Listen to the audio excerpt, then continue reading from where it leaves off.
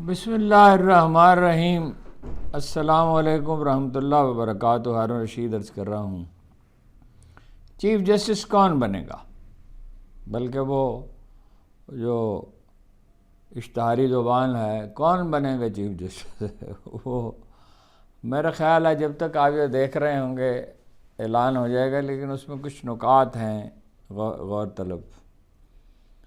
پھر یہ اس سے بھی زیادہ اہم یہ ہے کہ اسپیشل بینچ جو ہے، جو آئینی بینچ ہے، اس کے سربراہ کون ہوگا؟ اس سلسلے میں کچھ اندیشے ہیں، کچھ خدشات ہیں، اور کچھ میرا خیال میں مبالغہ رہی بھی ہے۔ جاتے جاتے قاضی صاحب نے آخری لوچ تل دیا ہے، ایک مسئلہ پیدا کر کے چلے گئے ہیں۔ گئے تو نہیں ہیں ابھی، تو چیمبر ورک کر رہے ہیں، لیکن بہرحال کوشش ان کی یہ ہے کہ اگر وہ نہیں ہیں تو پھر کوئی بھی نہ ہو، وہ کوئی کام نہ کر سکے۔ اور وہ ان کا تصور چیف جسٹس کا ایک شہنشاہ کا ہے کہ جو مرضی وہ کرے۔ اور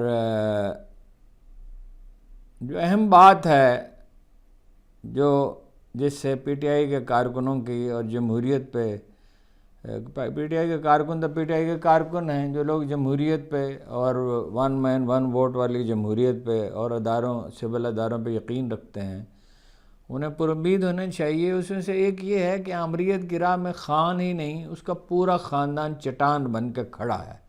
آج ان کی بہن جو ہیں وہ سارا دن وہاں عدالت کے سامنے کھڑی رہیں، ان کی صاحبزادی جو ہیں شاہ محمود کی، سے فوراً ملاقات کرا دی گئی، اس سے شبہات بھی پیدا ہوتے ہیں اور وہ کمفرٹیبل بھی ان کو رکھا گیا ہے۔ اور نورین جو ہیں بہنیں، ان کی ضمانت نہیں ہو سکی، وہ جیل میں ہیں، اور وہ خود اپنا مطلب سر ہتھیلی پہ رکھ لیا انہوں نے۔ بیٹا بھی جیل میں ہے، بھائی جیل میں ہے، بہنیں جیل میں ہیں، بس خاندان میں وہ آخری فرد رہ گئی ہیں۔ بی این پی کے منحرف سینیٹر قاسم صاحب، مجھے اس کے نام کا دوسرا حصہ تلفظ کبھی ازبر نہیں ہوتا، معافی چاہتا ہوں، انہوں نے استعفیٰ دے دیا ہے اور اپنی رودات بیان کی ہے، تو وہ اپنا دیکھ لیں گے، آپ دیکھ چکے ہوں گے، آپ کو کوشش کریں گے اس میں بھی دے دیں۔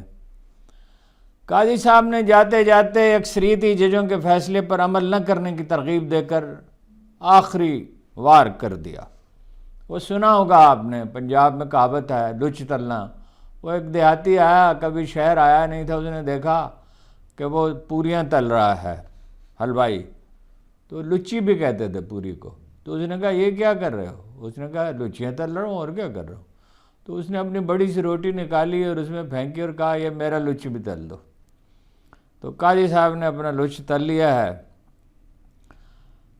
تو ان کا فرمانا یہ ہے کہ مخصوص سیٹوں کا کیس جو ہے وہ نمٹایا گیا ہی نہیں، فیصلہ صادر ہوا ہی نہیں۔ اب فیصلہ ہو گیا، اعلان ہو گیا، اس پہ جزوی طور پہ عمل بھی ہو گیا، وہ فرماتے فیصلہ ہوا ہی نہیں ہے۔ وہ جو چاہیں کہہ سکتے ہیں، ہاں جی، شیر کی مرضی ہے، انڈا دے بچہ دے، ہاں جی۔ یہ بھی آپ نے لطیفہ سنا ہوگا، وہ کسی سے پوچھا دیہاتی سے کہ بھی شیر انڈا دیتا ہے بچہ دیتا ہے؟ اس نے کہا شیر جنگل کا بادشاہ، جو مرضی کرے انڈا دے بچہ دے۔ ان کا حتمی فیصلہ نہیں ہوا، لہذا اس پر عمل درآمد کرنے سے توہین عدالت بھی نہیں ہوگی۔ ملے عمل نہ کرو، ہاں جی، فساد پڑا رہے، اس پہ بڑے خوش ہوتے ہیں۔ مخصوص نشستوں پر 2 ججوں کا اختلافی نوٹ بھی جاری کیا قاضی صاحب نے، اور اپنا اختلافی نوٹ بھی فرمایا کہ آئینی خلاف ورزیوں اور کوتاہیوں کی نشاندہی میرا فریضہ ہے۔ سبحان اللہ، سبحان اللہ، یہ قاضی صاحب فرما رہے ہیں۔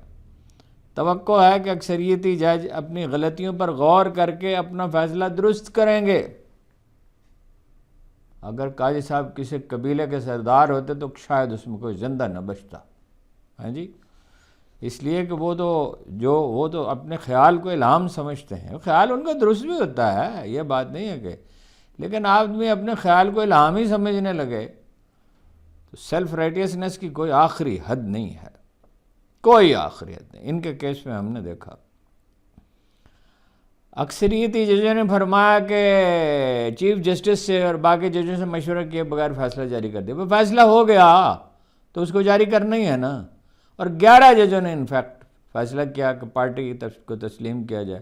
بلے کا نشان چھینا، مارا پیٹا، لیڈر کو گرفتار کیا، گھروں میں داخل ہو گئے، عورتوں کو گھسیٹا، ہزاروں بے گناہ کارکن گرفتار کیے، اف نہیں کی قاضی صاحب نے، ایک لفظ ان کی حمایت میں نہیں نکلا، ذرا سا ان کا درد محسوس نہیں کیا، کیا پتھر کا دل پایا ہے۔ اور کہتے ہیں کہ وہ ان سے مشورہ نہیں کیا، اس کو جاری کر دیا، اور چیف جسٹس کی اجازت کے بغیر ہی جاری کر دیا۔ چیف جسٹس ہیں، مطلب یہ کہ سلطان اللہ پر سلام تو نہیں ہے، وہ بھی ان کی مرضی کے بغیر بھی بہت سے کام ہوتے تھے، بلکہ وہ اس میں ایسی ایک بات غیر متعلق آ گئی کہ مگر صلاح الدین ایوبی جو ہے وہ اپنے لوگوں سے کہتے تھے مجھ سے نہ پوچھا کرو، اگر فیصلہ درست ہے تو صادر کرو، مجھے اور بتیرے کام ہے، ہر معاملے میں میری رائے نہ لیا کرو، جو چیزیں اصولی طور پہ طے ہو جائیں ان پہ عمل کیا کرو۔ حکومت کرنا، وہ کہتے تھے حکومت کرنا ایک آدمی کا کام نہیں ہے۔ اور فرمایا کہ پی ٹی آئی اور الیکشن کمیشن کی طرف سے وضاحت طلب کرنے پر سماعت ہوئی کہاں؟ بھائی سماعت کی کیا ضرورت تھی؟ فیصلہ تو ہو چکا تھا، الیکشن کمیشن نے وضاحت مانگی، انہوں نے وضاحت دے دی۔ کہا کہ اکثریت ججوں میں سے اکثر موجود نہیں تھے، موجود ہونے کی کیا ضرورت تھی؟ ٹیلی فون پہ بات کر لی۔ بہت سے کام ہوتے ہیں جو ہم ٹیلی فون پہ، بینک والوں سے کام ہوتا ہے یا کسی اور سے کام ہوتا ہے، ٹیلی فون پہ کہہ دیتے کام اس طرح کر دو، اگر انہیں قاعدے کے اندر ہو تو وہ کر دیتے ہیں۔ تو چیمبر میں کیسے سماعت ہوئی؟ کوئی سماعت نہیں، کہ سماعت کی ضرورت نہیں تھی، they talk to each other, اور جاری کر دیا۔ قاضی صاحب اب ویسے کوئی فیصلے تو نہیں کر رہے، آخری فیصلے لکھیں گے اور دراصل اپنی تقدیر لکھیں گے، لکھ چکے ہیں، بس اس کی آخری جو ہے فائنل ٹچز اس کو دیں گے۔ اور کورٹ روم نمبر 1 میں منصور علی شاہ براجمان ہیں، اور وکیل کہتے ہیں کہ ان کے سوا ہم کسی کو چیف جسٹس نہیں مانیں گے۔ ماننا تو پڑے گا ہی، وہ ہوں گے، اس لیے میں اس پہ عرض کرتا ہوں چیف جسٹس کون ہوگا۔ قاضی صاحب کے بارے میں یہ خیال بھی ہے کہ وہ شاید جو آئینی بینچ ہے اس کے ججوں کے تقرر میں بھی مدد کریں گے، کیونکہ وہ جانتے ہیں سب سے، ایک ایک سے، اس کی رگ رگ سے واقف ہیں، کون حکومت کا کام آ سکتا ہے کون نہیں آ سکتا۔ حکومت سے ان کا پیمان کمال ہے، بس ایسا پیمان نون لیگ سے ہے، اور اب ظاہر اسٹیبلشمنٹ سے بھی ہے، کہ ایسا پیمان کبھی کسی چیف جسٹس نے نہیں کیا۔ اس معاملے میں وہ داد کے حقدار ہیں۔ کیا کہا تھا غالب نے؟ مرے بت خانے میں تو کعبے میں گاڑو برہمن کو، وفاداری بشرط استواری اصل ایمان ہے، وفاداری کے تو حد کرتے، حد ہی کرتے۔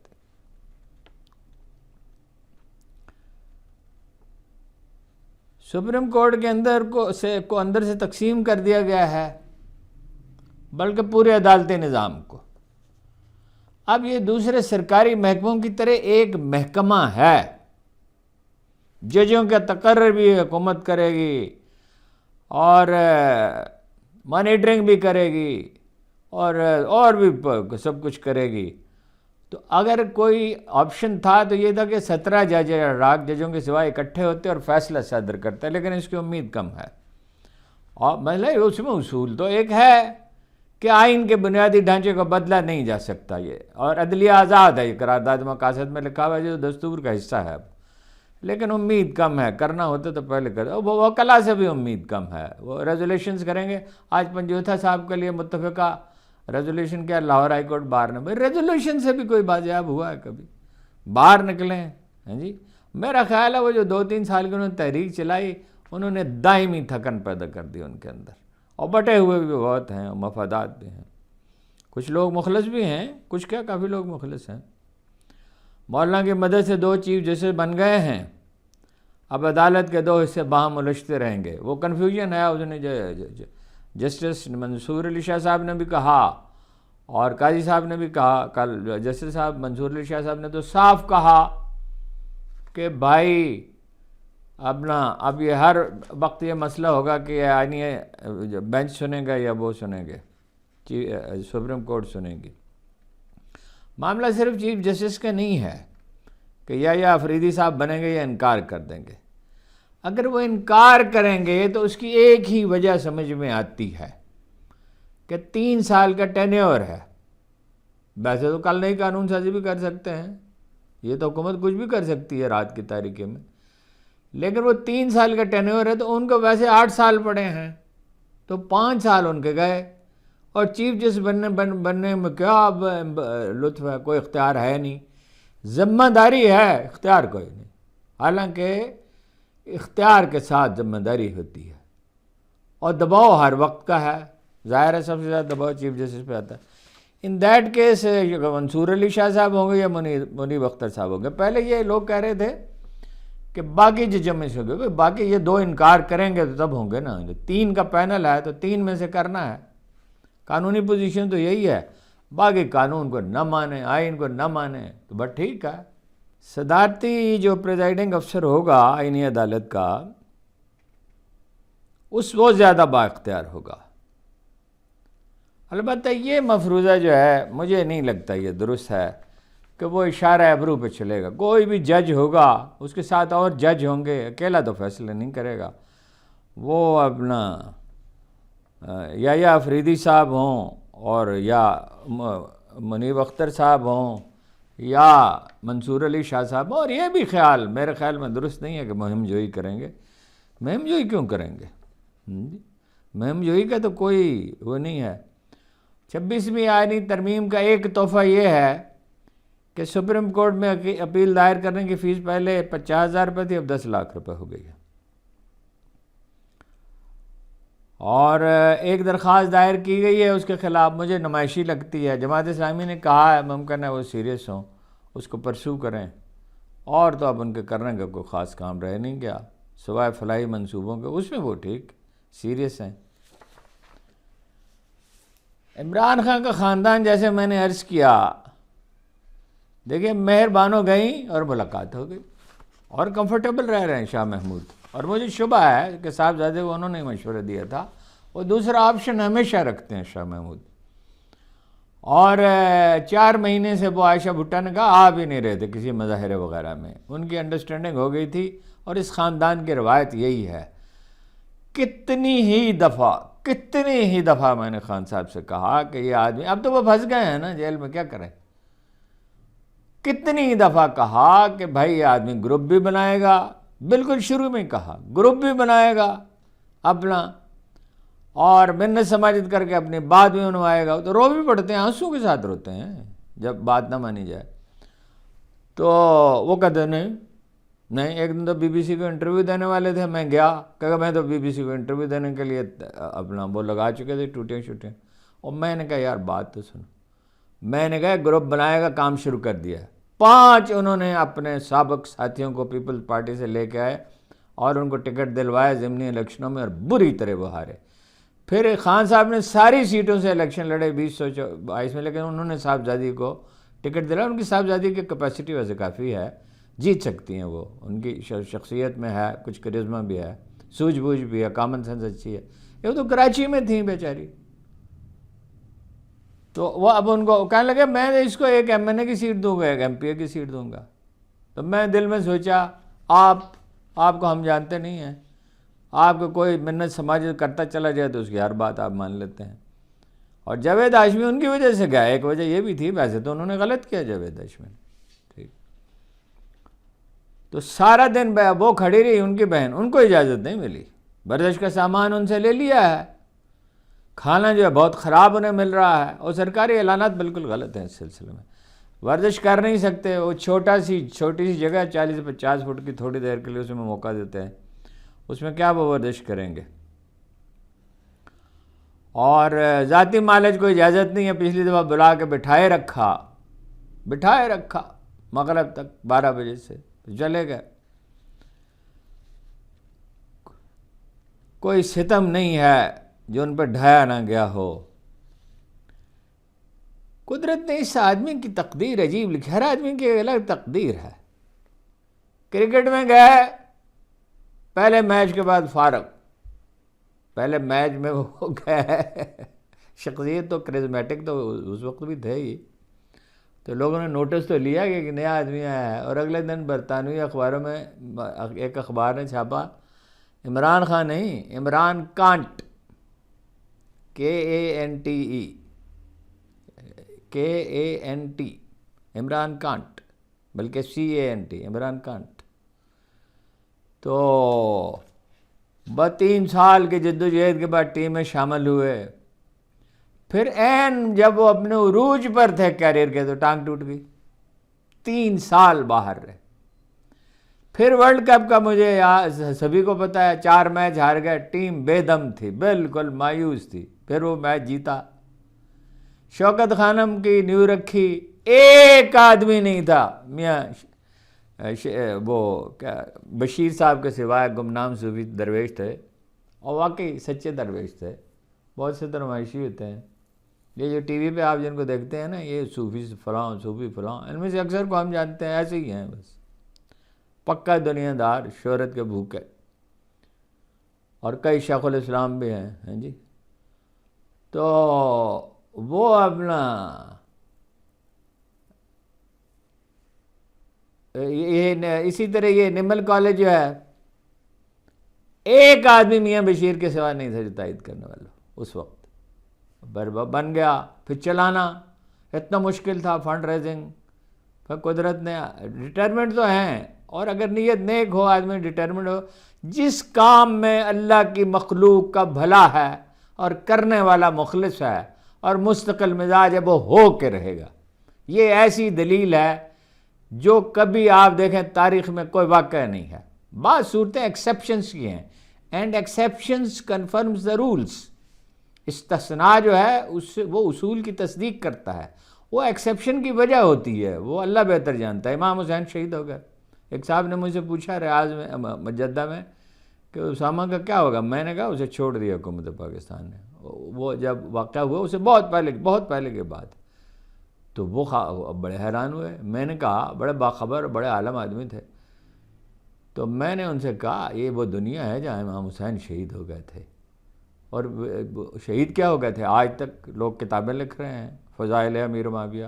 امیر معاویہ کی فضیلت یہ تھی کہ جبراً بیعت لی اور جناب علی کرم اللہ وجہ جیسی عظیم ہستی کی مخالفت کی, اور صاحبزادے کو جانتے پوچھتے, صاحبزادے کو جانتے نہیں تھے, بیٹا جوان تھا, پتہ نہیں تھا, اس کو اپنا بنایا. ٹیپو شہید ہو گئے, مگر ٹیپو کی قبر تو مستقل سورس آف انسپریشن رہی ہندوستان میں. وہ تو زندہ ہی رہا. اب اس پہ غور کریں, اس کی ایک یہ ڈائمنشن ہے کہ شہید کیسے زندہ رہا, زندہ رہتا ہے. جمال الدین افغانی بھی زندہ ہی رہا. کابل میں یونیورسٹی میں اس کی قبر تھی, مزار تھا, اور وہ میں نے افغان لیڈروں سے پوچھا what was the greatest source of inspiration. انہوں نے کہا جمال الدین افغانی کی قبر. اور ایک دفعہ حکمت یار نے مجھ سے کہا, میں نے کس چیز نے اول آپ کو انسپائر کیا. یہ تو ناممکن سا کام دکھائی دیتا تھا, بادشاہ کا جانا, پھر کمیونسٹوں کا. انہوں نے کہا میں نے اس کی اخوان المسلمین کے جو تھے, پہلے نہیں دوسرے, جنہوں نے کہا تھا میں جانتا ہوں تمہیں میرا سر چاہیے تو عدالت میں, تو ان کا ان کی شہادت کی خبر پڑی تو میں بڑا انسپائر ہوا کہ اگر لوگ آج بھی اسلام کے لیے جان دے سکتے ہیں تو ہم کیوں نہیں کھڑے ہو سکتے.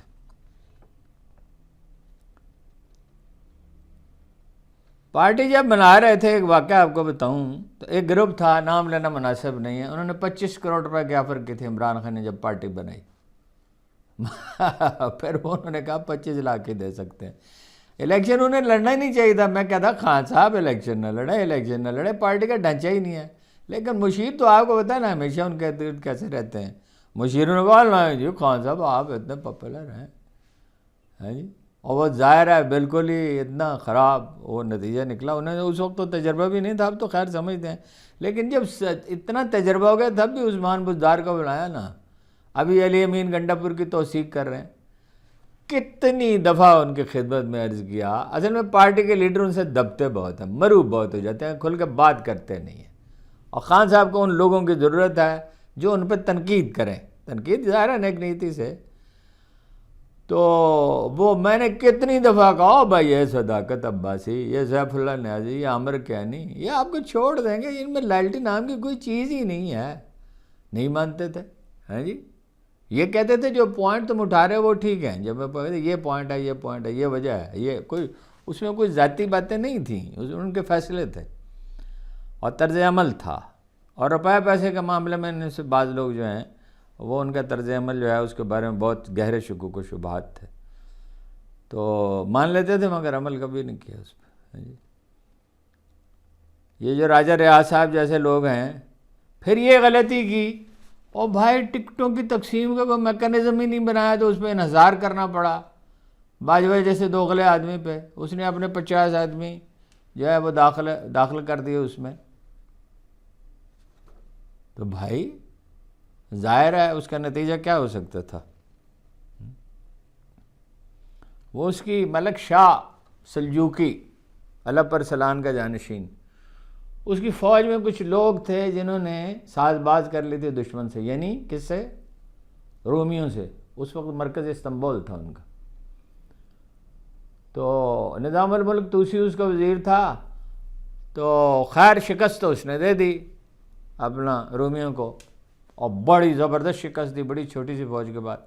نظام الملک طوسی سے کہا کہ ہمیں معلوم ہے، تمہیں معلوم ہی ہے، اور بادشاہ کو بھی معلوم تھا کہ کون کون لوگ اندر سے ملے ہوئے تھے، تو یہ فہرست ہے، ان سب کے خلاف کارروائی کرو. نظام الملک طوسی نے وہ جو فہرست تھی وہ آگ میں جھونک دی اور کہا کہ اس فتح کے بعد ان میں سے کس کی مجال ہے کہ یہ کرے، اور یہ ہے کہ شکوک و شبہات بھی پیدا ہوں گے، اور رپورٹیں جو ہیں 100% بعض اوقات صحیح نہیں ہوتی. تو علب ارسلان نے اس کی تائید کی. لیکن انہوں نے تو موقع دیا نا، جیسے ٹیپو جو ہے وہ غداروں کو معاف کر دیتا تھا. اب معافی کا کوئی سوال نہیں، اب لوگوں کو نکالنا چاہیے. 20 آدمی نکالنے پڑے، نکال دے. خود مجھے ایک دفعہ انہوں نے کہا کرکٹ کا مسئلہ تھا، میں نے کہا خان صاحب کرکٹ کیسے ٹھیک ہو سکتی ہے، میچ فکسنگ ہوتی ہے. اور جو بہت اس کو قائد اعظم قرار دیتے ہیں کرکٹ کا، وسیم اکرم صاحب، تو وسیم اکرم صاحب بھی میچ فکسنگ میں ملوث رہے ہیں. وہ ہائی کورٹ کی اپنا فیصلہ ہے. تو انہوں نے کہا ساری ٹیم کو نکال دیں چاہے نکالنا پڑے. اور انہوں نے کہا امریکہ میں ایسا بیس بال کی ایک ٹیم کے ساتھ ہوا تھا، اس کے بعد کوئی سانحہ نہیں ہوا. مشیروں کے انتخاب میں علی امین گنڈا پوری جائیں بالکل قابل اعتماد نہیں ہیں، نیم خواندہ ہیں، خود پسند ہیں، وزارت اعلیٰ سے چمٹا رہنا چاہتے ہیں، کہتے ہیں اور ملک جام کر دیں گے، مکمل احتجاج کریں گے. آپ کو ہم نے دیکھا نہیں ہے ملک جام کر دیں، کس چیز سے جام کر دیں گے ملک؟ ہیں جی. خان صاحب کی سٹرینتھ صرف ایک تو یہ ہے کہ مستقل مزاج ہیں، بہادر آدمی ہیں، گولیاں برسی. میں ان سے جا کے ملا، کوئی سیلف پٹینس نہیں تھی، خاندان بھی ڈٹ کے ساتھ کھڑا چٹان کی طرح. اور دوسری بات یہ پاپولر بہت ہیں، ورکر مخلص ہیں، ان کے ساتھ ہیں. صرف ایک بات ورکروں کو سمجھانی چاہیے کہ خام خواہ کی تنقید اور مبالغہ میں تنقید، اور گالی تو اتنی گندی اور بری چیز ہے. آپ اکساتے ہیں جب آپ گالی دیتے ہیں اپنے حریف سے، دراصل یہ کہتے ہیں کہ تم اپنی پوری قوت اب میرے خلاف صرف کرو. گالی دینا ایک طرح سے خدائی کا دعویٰ ہے. جب آپ کہتے ہیں میں تمہیں ہر حال میں ہرا دوں گا، یہ پنجابی فلموں میں ہو سکتا ہے، یہ نہیں ہو سکتا، یہ انڈین فلموں میں ہو سکتا ہے. آپ یہ دوسروں کی اتنی تحقیر اور تذلیل اور گندی گالیاں، اس سے لوگوں کو منع کریں. تنقید کریں، ڈٹ کے کریں، تنقید مستقل کریں، ہمیشہ کریں، صبح سے شام تک کریں، مگر دلیل کے ساتھ. طاقت دلیل کی ہوتی ہے. اپنے رویے میں انہیں لچک پیدا کرنی چاہیے. دیکھیے امریکہ سے گریز چاہتے ہیں، آزاد خارجہ پالیسی چاہتے ہیں، بالکل ٹھیک ہے، 100%. بلکہ اس سے زیادہ تو کوئی پاکستانی سیاست میں اس سے بڑی کوئی اچیومنٹ ہی نہیں ہوگی، تاریخ ساز واقعہ ہوگا. لیکن روز چیلنج کرنے کی ضرورت نہیں ہے. اس کی وجہ کیا ہے؟ اس کی وجہ یہ نہیں، مروبیت نہیں ہے، خوف کی وجہ سے نہیں فیصلے کیے جاتے. اس کی وجہ پہ معاشی طور پہ آپ نے پاؤں پہ کھڑے ہوں گے، 10-12 سال چاہیے اس کے لیے، اور چین اور روس کے ساتھ انڈرسٹینڈنگ چاہیے، ایران کے ساتھ، اور اتنی حکمت کے ساتھ چاہیے کہ امریکہ کے خلاف آپ کوئی کام نہ کریں. تصادم مول نہ لیں امریکہ سے، اپنی انرجی ایک کام پہ لگائیں، ایک پریورٹی ہوتی ہے. اور اسی طرح اسٹیبلشمنٹ کے ساتھ غیر ضروری ماجرائی کی ضرورت نہیں ہے. یعنی اس پہ نکتہ چینی کریں. میں بزدلی کا مشورہ کبھی کسی کو نہیں دوں گا، کسی کو بھی نہیں دینا ہی نہیں چاہیے. بزدلی تو ایک ایسی دیمک ہے جو آدمی کی روح چاٹ جاتی ہے. بزدل کا جو انجام ہے وہ تو نواز شریف جیسا ہوتا ہے، جو یہاں رہ ہی نہیں سکیں گے. آپ دیکھیں گے جا کے آخر میں ان کا انجام انشاءاللہ لندن میں ہی ہوگا، وہی ان کا وطن بنے گا. اور زرداری صاحب کا بھی، ہاں جی جا رہے ہیں، وہ بھی جا رہے ہیں. اور ابھی پیر کو شاید، اور نومبر کے پہلے ہفتے میں محترمہ بھی جا رہی ہیں. ان لوگوں کا یہ وطن نہیں ہے. وطن سے تعلق کے تقاضے ہوتے ہیں. ایک آدمی مجبوری میں چلا جائے دوسری بات، ان کا روپیہ وہاں، ان کی جائیدادیں وہاں، زیادہ تر ان کا سرمایہ وہیں ہے، ان کی کمٹمنٹ ان سے ہے، برٹش سے ہے کمٹمنٹ، امریکہ سے ہے، انڈیا سے ہے، امریکی بالادستی سے ہے، انٹرنیشنل ایجنڈا وہی ان کا سہارا ہے۔ ان کی باتوں پہ نہ جائیں، ان کا کردار دیکھیں، اور وعدہ خلافی اور غلط بیانی۔ ابھی دیکھیے نا، وہ شادی پہ اعلان کیا، ایسا جناب جیسے کہ انہوں نے کوئی انیشیٹو لیا۔ او بھائی، یہ پختونخوا حکومت نے کیا تھا 2 لاکھ روپے کا، انہوں نے تعلیمی کارڈ بھی صحت کارڈ کے ساتھ جاری کر دیا ہے۔ 1,000 روپے، وہ 9 اضلاع ہیں، میں وہ فہرست صاحب کو پڑھ کے سنا دوں گا، لکھی ہوئی ہے۔ 1,000 روپے دیں گے 40,000 بچوں کو۔ اب یہ کریں گے،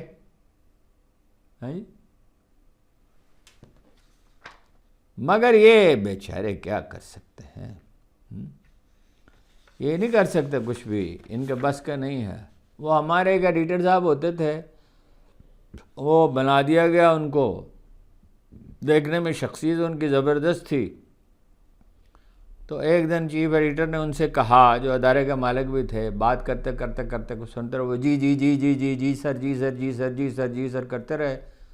تو انہوں نے پھر پنجابی میں ان سے کہا آخر میں، اور چھاڑ یار تنوں کام میں نہیں ہوتا، ان کو کام آتا ہی نہیں، یہ اپنا کرپشن کر سکتے ہیں، جوڑ توڑ کر سکتے ہیں۔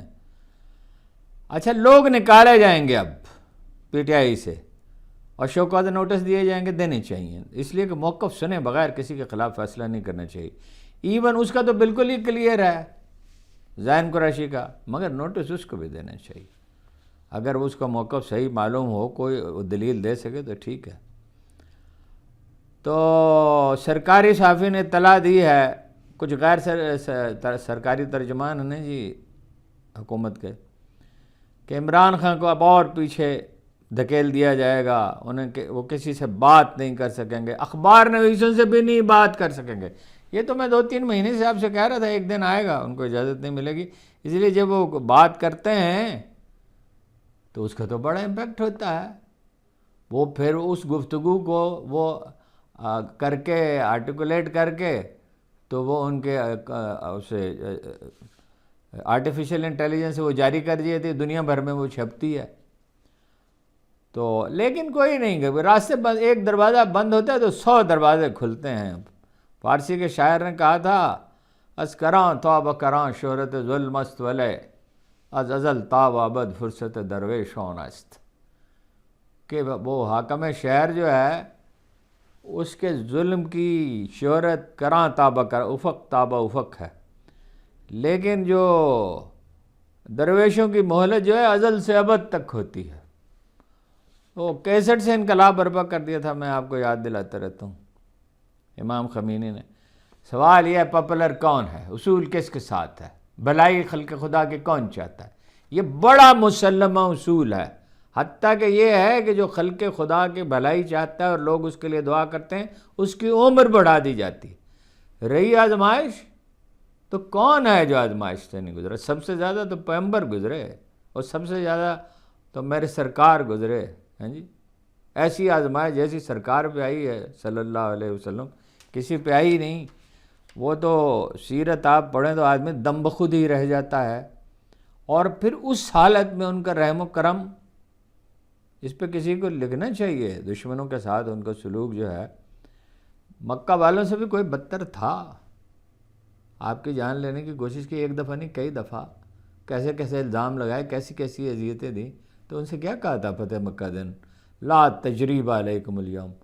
مسلمانوں کو سیرت پڑھنے کی فرصت، تاریخ ہی نہیں پڑھتے، سیرت کیا، سیرت سے ایسے بھاگتے ہیں۔ ایک آدمی ہے کھرب پتی، سب سے امیر آدمی پاکستان کا، میں نے کہا تم ادھر جاتے ہو دبئی، تو عمرہ کرنے کیوں نہیں جاتے؟ اس نے کہا مجھے تو مسجد سے خوف آتا ہے۔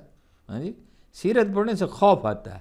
وہ اس نے کہا، برٹرنڈ رسل سے نے کہا، جب اس نے وہ کتاب لکھی why I'm not a Christian, کسی نے پوچھا قرآن پڑھا؟ اس نے کہا all gospel truth is alike, سارا الہامی جو سچائی ہے ایک جیسی ہے۔ ایک جیسی کیسے ہے؟ اس کا تو متن محفوظ ہے۔ ڈرتا تھا وہ اس کو پڑھنے سے، کیونکہ وہ اگر پڑھتا، قائل ہو جاتا تو وہ تو زندگی اس کی بدل جاتی۔ کارکن سنسیئر ہیں پی ٹی آئی کے، یہ بڑا ایسٹ ہے، بہت بڑا۔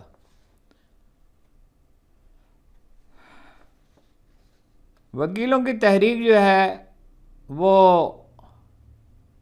اپنا کراچی بار کے بعد لاہور بار نے بھی اپنا اس کی مخالفت کر دی 26ویں ترمیم کی، اور لیکن کوئی زیادہ نہ امید رکھیں ان سے. ہاں جی، وہ اقبال نے کہا تھا عاقبت منزل ما وادی خاموشان است، حالیہ غلغلہ در گنبد افلاک انداز. آخر کار شہر خاموشاں میں نے قبرستان میں جا سونا ہے.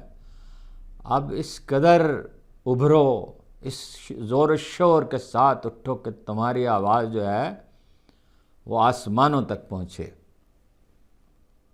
گنبد افلاک تک پہنچے. وہ جہلم کے شاعر نے کیا خوبصورت شعر کہا ہے یار، کیا نام ہے، ریٹائرڈ میجر ہیں، نام اس وقت ذہن میں نہیں آ رہا. فلک سے رفتگاں نے جھک کے دیکھا، بساتے خاک سے اٹھنا ہمارا. اعظم سواتی صاحب رہا ہو گئے، دہشت گردی کے مقدمے میں عدالت نے ان کی ضمانت منظور کر لی ہے، مگر لاہور میں پی ٹی آئی کے کارکن ہارون امان کو گرفتار کر لیا. دفتر میں تھے، اپنے کام پر تھے، والد ان کے معذور ہیں، اور کچھ نامعلوم افراد آئے، اٹھا کر لے گئے. تو وہ خاندان کے لیے تو کتنا بڑا صدمہ اور کتنی بڑی مصیبت ہے، امتحان ہے، ابھی امتحان. شاہد خاقان عباسی صاحب نے خود کو ہمشیرہ کے فیصلے سے الگ کر لیا ہے، اعلان نہیں فرمایا، مگر انہوں نے ایک انٹرویو میں کہا کہ سپریم کورٹ کے اختیارات محدود کر دیے گئے ہیں، فارم 47 کی حکومت کو عوام کے پاس جانا چاہیے. ویسے بڑا دلچسپ فکر ہے، فارم 47 کی حکومت فارم 47 بنانے والوں کے پاس جائے گی، عوام کے پاس کیوں جائے گی؟ اور بل میں عوام کا ذکر نہیں. قانون سازی یا آئینی ترمیم میں ایسی تیزی کبھی نہیں دیکھی. ظاہر ہے واردات کرنے والا تو جلدی میں ہوتا ہے. ترمیم اور اس کے طریق کا منظور دونوں پر انہوں نے کہا مجھے اختلاف ہے. ان کے ہمشیرہ نے تو ووٹ دیا، ان کو بڑی تکریم تھی، ویسے ہمشیرہ کے لوگ بہت عزت سے ان کا نام لیتے تھے. تو سب سے اہم سوال جو انہوں نے اٹھایا ہے شاہد خاقان عباسی صاحب نے، وہ یہ ہے کہ اصل چیف جسٹس کون ہوگا. تو میں نے آپ سے عرض کر ہی دیا کون ہو سکتا ہے. اور یہ بھی خیال ہے کہ کوئی بڑا مسئلہ پیدا ہوگا جب تک آپ دیکھیں کہ شاید اعلان ہو چکا ہو، ممکن ہے کل ہو، اس لیے کہ وہ 25 کو تو بہرحال ہونا ہے، لیکن وہ اصل آدمی تو نہیں ہوگا. عدلیہ کی آزادی کے لیے جنگ لڑنی ہوگی. یہ ایک طویل جنگ. میں دیکھتا ہوں اکثر لوگ جو ہیں وہ مایوس ہیں، یہ سمجھ نہیں آتا. او بھائی اتنی بڑی اچیومنٹس ہیں، اتنی عظیم الشان کامیابیاں ہیں، یعنی 8 فروری کو کیا بندوبست ہے جو کر نہیں لیا گیا تھا؟ کون سا حربہ ہے جو آزما نہیں لیا گیا تھا؟ کون سا تیر ہے جو چلایا نہیں گیا تھا؟ کون سی پابندی ہے جو لگا نہیں دی گئی تھی؟ پھر کیا ہوا تھا؟ ووٹ تو لوگوں نے پی ٹی آئی کو ڈالے. آخر کو پی ٹی آئی نے اقتدار میں آنا ہے، اور اصل بات یہ ہے کہ انہیں اس دن کی تیاری کرنی چاہیے. 960 ارب روپے چلے گا اس سال. یہ جو سرکاری کاروباری ادارے ہیں ان میں 2-4 میں آپ کو یاد دلاتا ہوں 2-4 ہزار ارب روپے وہ کھا جاتے ہیں. پولیس تباہ ہو چکی ہے، سول سروس برباد ہو چکی ہے. اس کی اصلاحات کا پورا منصوبہ ہے. لوگ موجود ہیں، اگر پی ٹی آئی کے لوگ چاہیں میں انہیں ان سے ملوا سکتا ہوں جنہوں نے 25-30 برس 25-30 ماہرین نے کام کیا ہے. یہ سرسری باتوں پہ نہ جائیں. کاروبار حکومت اب اتنا آسان نہیں رہا. ٹیکس کلیکشن، سول سروس اور جدید زراعت تباہ ہو گئی ہے. سپورٹ بہت ملے گی. کاشتکار ناراض، وکیل ناراض، طالب علم ناراض، اخبار نویس ناراض، جو جینون اخبار نویس ہیں، اور جو ان جینون ہیں وہ جب طوفان اٹھے گا تو سر کے بل گریں گے، سجدریز ہو جائیں گے. سچائی کی بڑی طاقت ہوتی ہے. بٹر نہیں ہونی چاہیے، سیلف پٹینس کے شکار نہیں ہونے چاہیے. اور جو قدرت کے جو فیصلے ہیں وہی صحیح فیصلے ہیں. وہ جانتا ہے، جس نے یہ دنیا پیدا کی، تمام انسانوں کو پیدا کیا ہے، وہ ہمارے دلوں کا حال بھی جانتا ہے.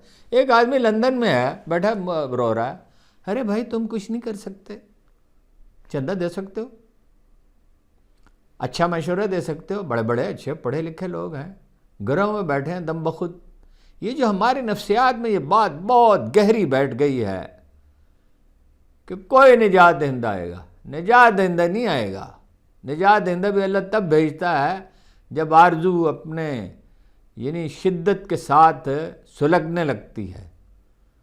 تو لوگ کوشش کریں، اور جہاں غلط ہے پی ٹی آئی کتنی جگہ پہ وہ غلط ہے. جو میں نے آپ کو کہا خواتین، میں حیرت زدہ ہوں، ایک خاتون ہے اتنی گندی گالیاں کہ جس کا پہلا حرف بھی نہیں بیان کیا جا سکتا.